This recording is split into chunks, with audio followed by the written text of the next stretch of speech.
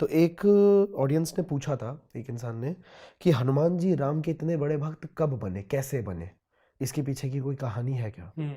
किसी हनुमान जी के गुरुजी हैं सूर्य नारायण।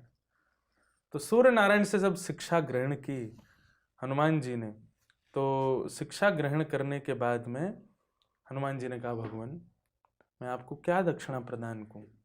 सूर्य नारायण से कहा, आप मेरे गुरु हैं, मैं गुरु दक्षिणा देना चाहता हूं।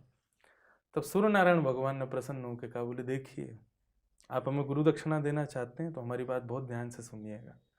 आप रुद्र के अवतार हैं, आपके चित्त में नारायण भक्ति विद्यमान है, और वही नारायण अभी त्रेता में मेरे वंश में जन्म लेने वाले हैं, सूर्य वंश में।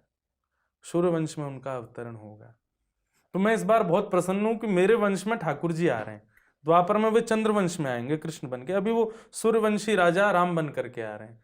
मैं चाहता हूं कि मेरा कोई प्रतिनिधि उनकी सेवा में रहे, आहा। और तुम मेरे शिष्य हो और मैं तुमको परिपूर्ण रूप से योग्य मानता हूं तुम्हारे अंदर, क्योंकि नारायण भक्ति पहले से बीज अंकित है उसका, और अब तुम मेरे शिष्य भी हो, तो मुझे यही गुरु दक्षिणा दो कि जब राम जी मेरे वंश में अवतरण लेंगे उनको इतनी सी भी तकलीफ नहीं होने दोगे, तुम मेरा प्रतिनिधि वहां पर करोगे।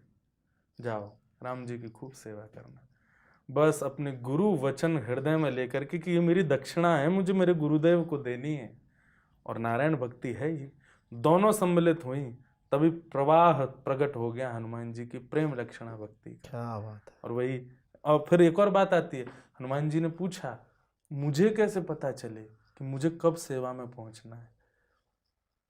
तब सूर्य नारायण ने अपने पुत्र सुग्रीव के उनको मंत्री बनाया। बोले जाओ मेरा पुत्र है सुग्रीव, उसके तुम मंत्री बनो। सूर्य के पुत्र थे सुग्रीव? हाँ सूर्य पुत्र हैं सुग्रीव।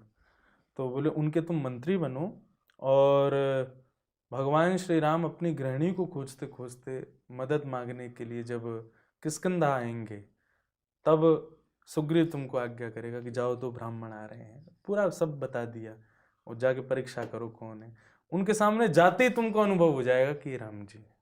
बस फिर उसके बाद एक क्षण के लिए भी कष्ट ना हो मेरे राम जी को, ये दायित्व तुम्हारा है, ये जिम्मेवारी है तुम्हारी, इसका निर्वहन करो।